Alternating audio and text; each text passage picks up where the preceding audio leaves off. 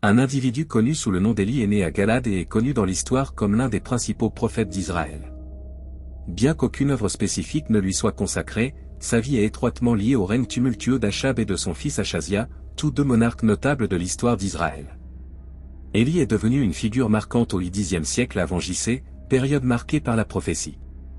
Son influence fut si importante que des siècles plus tard, des représentants du peuple juif interrogèrent Jean-Baptiste sur la possibilité qu'il soit Élie, un personnage ayant joué un rôle crucial dans le dessein divin à travers le temps. La prophétie concernant le retour d'Élie avant le grand et terrible jour du Seigneur résonnait dans toutes les Écritures, tout comme son apparition sur le mont de la Transfiguration, aux côtés de Moïse et du Seigneur lui-même. Dans ce lieu sacré, ils discutèrent du sacrifice rédempteur qui allait arriver, comme le rapporte Malachie chapitre 4, verset 5, « Voici, j'enverrai Élie le prophète avant le grand et terrible jour du Seigneur. » Malgré son importance spirituelle, on sait peu de choses sur les origines et la famille d'Élie. La Bible nous dit seulement qu'il était originaire de Galad, ce qui suggère que son histoire a commencé en Transjordanie.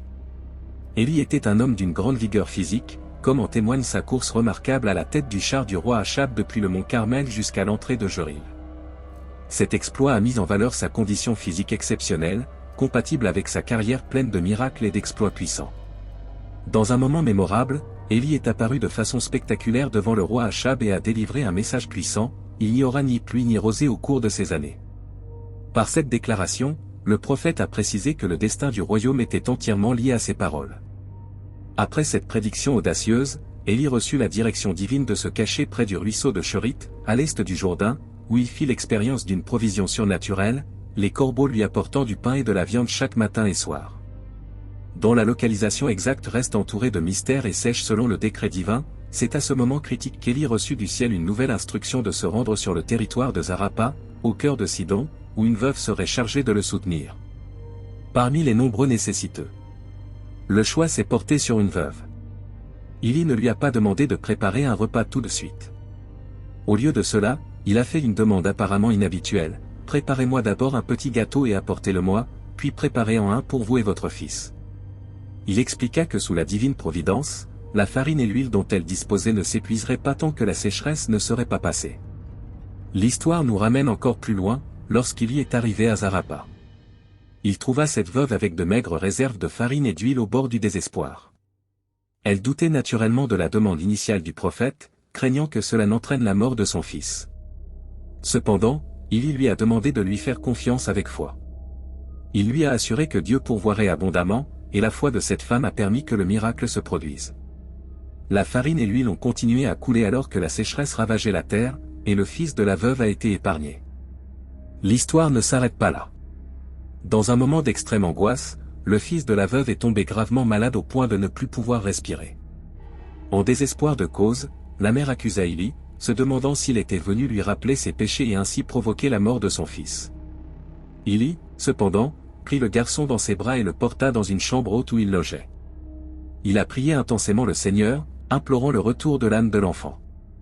Après 3 cris fervents, le Seigneur entendit sa supplication. L'enfant a repris vie et a été remis dans les bras de sa mère, plein de vie. Dans un acte de reconnaissance de l'intervention divine, la femme s'est exclamée à Élie: « Maintenant, je sais que tu es un homme de Dieu et que la parole du Seigneur dans ta bouche est vérité. » Cette histoire illustre une foi profonde et un lien direct avec Dieu. Élie démontre que Dieu honore toujours la confiance placée en lui. Élie fut emmené au mont Carmel, un endroit où le sort d'une nation serait scellé. Cette confrontation épique est enregistrée dans le premier livre des Rois, chapitre 18. Après une période de 3 ans, la parole du Seigneur fut de nouveau adressée à Élie, lui ordonnant de se tenir devant Achab, le roi d'Israël. Dieu a promis d'envoyer de la pluie sur la terre ferme. Élie, obéissant au commandement divin, entreprit la mission alors qu'une grande famine frappait Samarie. Achab convoqua Abdia, un homme qui craignait Dieu et servait dans sa maison. Abdia craignait profondément le Seigneur et, tandis que Jézabel persécutait et tuait les prophètes du Seigneur, il a agi avec courage. Abdia cacha 50 prophètes dans une grotte, leur fournissant du pain et de l'eau pour les protéger de la colère de la reine. Alors que la situation empirait, Achab et Abdia décidèrent d'explorer les terres à la recherche de pâturage pour maintenir leur bétail en vie, évitant ainsi la mort du troupeau. Achab allait dans une direction, tandis qu'Abdia allait dans une autre.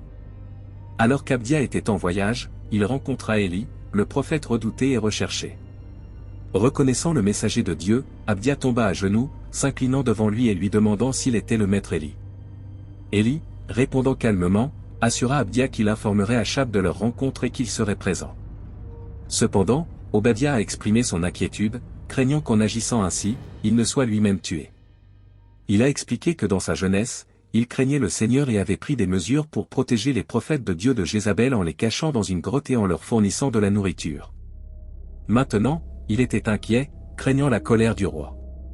Le récit d'Élie se déroule avec une tension croissante, ouvrant la voie au défi épique sur le mont Carmel, où le courage de la foi et la puissance de Dieu seraient mis à l'épreuve dans une confrontation qui entrerait dans l'histoire avec une détermination inébranlable. Élie a confronté le roi Achab, qui l'a accusé d'être un agitateur en Israël.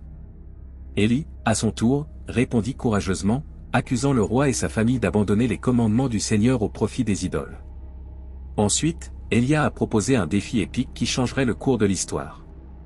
Il convoque Achab pour rassembler tout le peuple d'Israël sur le mont Carmel, y compris les 450 prophètes de Baal et les 400 prophètes d'Ashra, qui mangeaient à la table de Jézabel, la reine impitoyable. La foule s'est rassemblée sur la montagne, attendant ce qui allait arriver.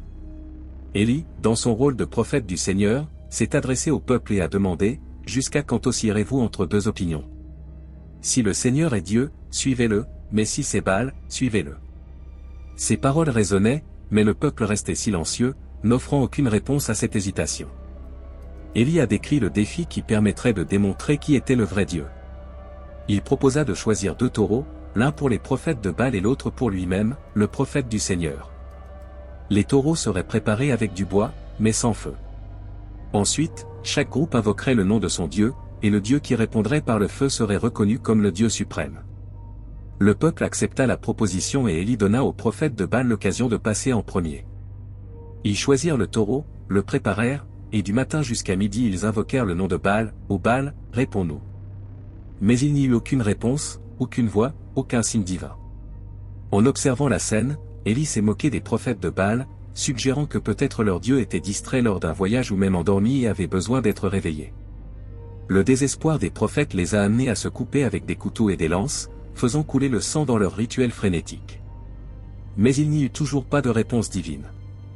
Alors que la journée avançait et que le désespoir s'emparait des prophètes de Baal, le silence persistait. Aucun Dieu n'a répondu à son appel. Élie, déterminé à montrer à tous la puissance du vrai Dieu, rassembla le peuple autour de lui. Premièrement, il a réparé l'autel du Seigneur brisé et négligé. Avec 12 pierres représentant les tribus d'Israël, il construisit un nouvel autel au nom du Seigneur.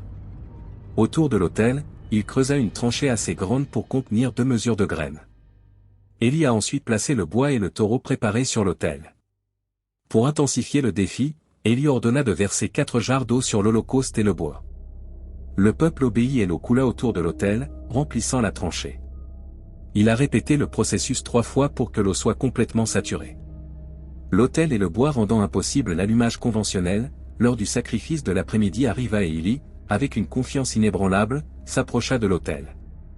Il s'écria, « Seigneur Dieu d'Abraham, d'Isaac et d'Israël, que l'on sache aujourd'hui que l'Éternel est Dieu en Israël et que je suis son serviteur. » Il a continué avec une fervente supplication pour que Dieu manifeste sa puissance et que le cœur du peuple se tourne vers lui. En réponse à cette fervente prière, un miracle se produisit.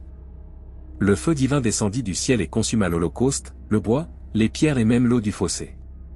C'était une révélation incontestable du divin. Devant cet étonnement, le peuple qui avait hésité auparavant se prosterna avec révérence et s'écria, « Le Seigneur, il est Dieu. Le Seigneur, il est Dieu. » La certitude et la confiance en Dieu ont été restaurées dans leur cœur. Élie, remplissant son rôle de prophète, ordonna de capturer les prophètes de Baal, et aucun d'entre eux ne s'échappa.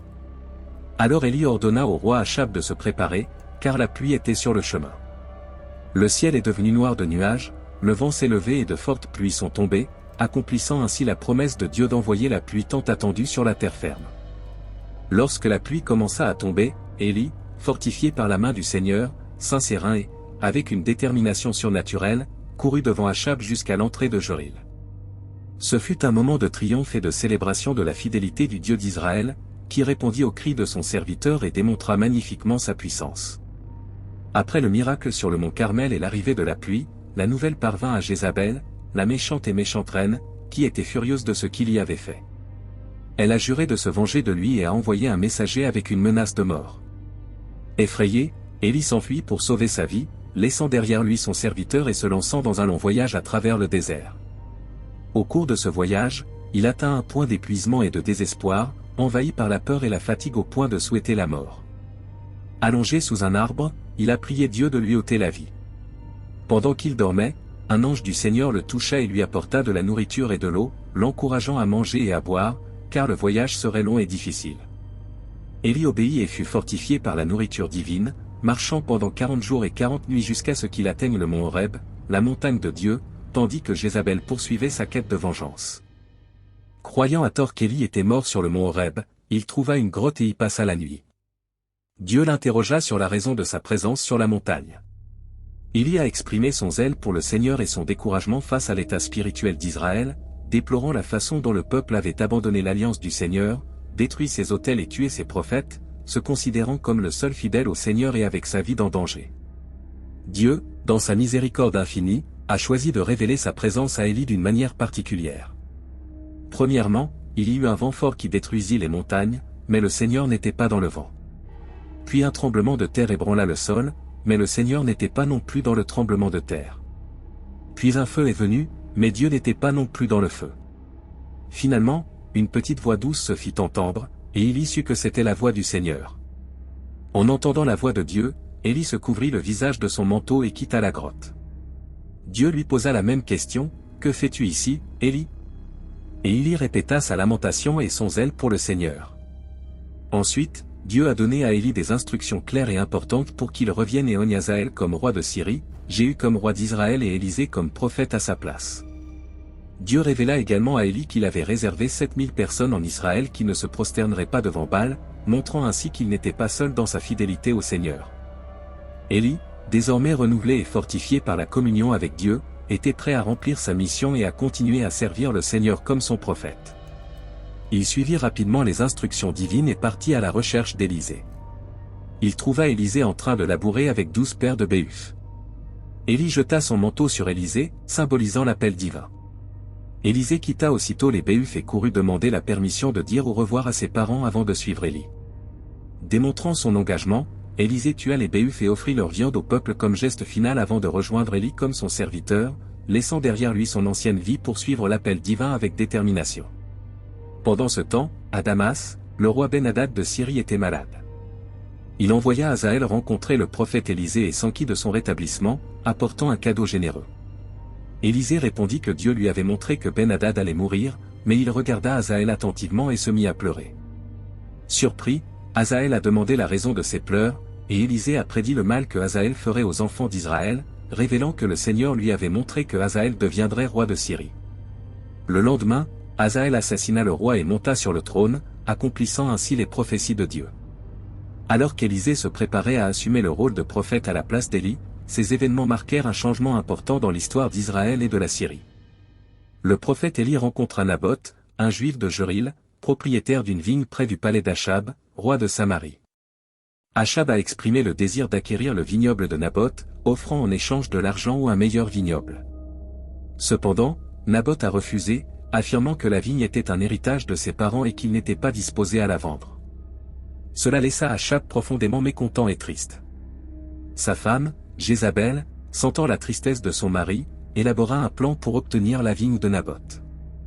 Elle écrivit des lettres au nom d'Achab, les scella de son sceau royal, et les envoya aux anciens et aux nobles de la ville où vivait Naboth. Dans ces lettres, Jézabel ordonnait qu'un jeûne soit proclamé et que Naboth reçoive une place d'honneur. 2 hommes méchants reçurent l'ordre de l'accuser de blasphème contre Dieu et le roi. Naboth fut ensuite lapidé à mort suite à ces fausses accusations. Lorsque Jézabel informa Achab que Naboth était mort, il prit immédiatement possession de la vigne de Naboth. Cependant, le Seigneur envoya un message à Élie lui ordonnant d'affronter Achab dans la vigne de Naboth. Élie s'est approché d'Achab et a prononcé une prophétie annonçant la condamnation divine du roi. Dieu a déclaré qu'Achab serait puni pour son rôle dans la mort de Naboth et pour s'être livré à de mauvaises pratiques. Les descendants d'Achab seraient exterminés, tout comme ce fut le cas pour Jéroboam et Baécha, à cause de la volonté de Dieu. De plus, le Seigneur a proclamé que les chiens mangeraient Jézabel sur les murs de Jéril et que les oiseaux du ciel dévoreraient ceux qui mourraient dans les champs. Quand Achab entendit les paroles d'Élie, il déchira ses vêtements, se revêtit d'un sac, jeûna et pleura. Le message d'Élie indiquait le châtiment sévère qui tomberait sur Achab et sa famille pour les péchés qu'ils avaient commis contre Dieu et le peuple d'Israël. Après les événements entourant la vigne de Naboth, Achab a montré des remords pour son implication dans la mort de Naboth, et le Seigneur a reporté le châtiment d'Élie annoncé précédemment. Cependant, le règne d'Achab a continué à être marqué par ses péchés et son idolâtrie en Israël. Après la mort d'Achab, son fils Achazia monta sur le trône d'Israël. Le roi Achazia, après avoir subi une blessure grave, envoya des messagers consulter le dieu Baal-Zébob sur ses chances de guérison. Cependant, Élie intercepta ces messagers et leur dit que le roi Achazia mourrait à cause de sa désobéissance à Dieu. Les messagers revinrent avec le message que le roi Achazia ne se rétablirait pas. Reconnaissant Élie grâce à la description donnée par les messagers, le roi Achazia envoya un capitaine avec 50 hommes pour arrêter le prophète. Lorsque ce groupe de soldats rencontra Élie, le capitaine lui ordonna de descendre sous le commandement du roi. Élie répondit en faisant descendre le feu du ciel, qui consuma le capitaine et ses 50 hommes. Le roi envoya un deuxième groupe de 50 hommes avec le même ordre, et une fois de plus Élie fit descendre le feu du ciel, consumant le capitaine et ses hommes. Finalement, le roi envoya un troisième groupe, mais ce capitaine implora sa vie, et Élie les accompagna sains et saufs. Le prophète Élie avait prédit que le roi Achazia ne se remettrait pas de sa blessure, et il l'a fait. Achazia mourut selon la parole d'Élie, et Jéroboam lui succéda comme roi d'Israël. Quand il était temps pour Élie d'être emmené au ciel, lui et Élisée étaient occupés à voyager entre les écoles prophétiques de Gilgal, Béthel et Jéricho. Élie a demandé à Élisée de rester à Gilgal puis à Béthel, mais Élisée a juré qu'il ne le quitterait pas. Les fils des prophètes et Élie savaient que le Seigneur emmènerait Élie après avoir quitté Jéricho. En quittant Jéricho, les deux prophètes traversèrent miraculeusement le Jourdain. Élia a touché les eaux. Avec son manteau, Élie sépara les eaux du Jourdain pour que les deux puissent passer. Il demanda donc à Élisée ce qu'il aimerait comme dernière faveur. Élisée a demandé une double portion de l'esprit de son maître, et Élie a accepté de l'accorder si Élisée le voyait après son départ. Soudain, un char et des chevaux de feu les séparaient, et un tourbillon emportait Élie tandis qu'Élisée regardait et criait, disant, « Mon père, les chars d'Israël et leurs cavaliers. » Élisée prit le manteau de son maître tombé, traversa le Jourdain et se rendit à Jéricho, où les fils des prophètes reconnurent que l'esprit d'Élie reposait sur lui, comme le raconte 2 Rois chapitre 2, versets 1 à 15.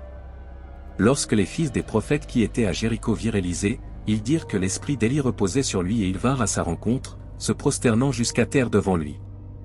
Les fils des prophètes de Jéricho vinrent vers Élisée, se prosternèrent devant lui et persistèrent à chercher Élie. À Contre-Séhur, Élisée accepta d'envoyer 50 hommes à la recherche d'Élie, mais ils revinrent sans succès. La vie d'Élie fut véritablement marquée par le conflit entre le culte du Seigneur et la religion de Baal. À son époque, beaucoup en Israël adoraient Baal, Achazia et Jézabel promouvant activement ce culte idolâtre. La sécheresse qui s'est produite pendant le ministère d'Élie a été un test décisif pour ce conflit religieux, dans lequel la puissance de Dieu a été démontrée de manière spectaculaire lors de la confrontation sur le mont Carmel. Élie, en tant qu'homme de Dieu, a joué le rôle crucial de prophète et de porte-parole du seul vrai Dieu, mettant en évidence la puissance divine par opposition aux faux dieux adorés par beaucoup en Israël. Son ministère fut marqué par des événements miraculeux et des interventions divines, soulignant la suprématie du Seigneur sur toute autre divinité. En outre, les prophéties liées à Élie font écho jusqu'à l'époque du Nouveau Testament, tant dans les paroles de Malachie que dans les déclarations de Jésus et de Jean-Baptiste, soulignant leur pertinence pour préparer le chemin au Seigneur. Le récit d'Élia est profondément inspirant et plein de leçons précieuses. Il s'est distingué comme un leader courageux et dévoué, dont la vie a été marquée par des moments de foi, de courage et de confiance inébranlables dans la puissance divine. Tout comme Élie, nous pouvons apprendre à persévérer face à l'adversité, en faisant toujours confiance à Dieu et en avançant dans notre chemin de foi et de service envers lui. Puisse l'histoire d'Élie nous encourager à ne jamais reculer et à faire pleinement confiance à la volonté de Dieu pour notre vie. Puissions-nous suivre l'exemple des 7000 fidèles qui sont restés inébranlables dans leur dévotion au Seigneur. Avec la foi et une communion constante avec lui, nous pouvons surmonter tous les défis et être témoins de son œuvre transformatrice dans nos vies. Que Dieu nous bénisse et nous donne le pouvoir dans notre voyage spirituel, nous permettant de grandir dans notre relation avec lui et de refléter son amour et sa grâce envers tous ceux qui nous entourent.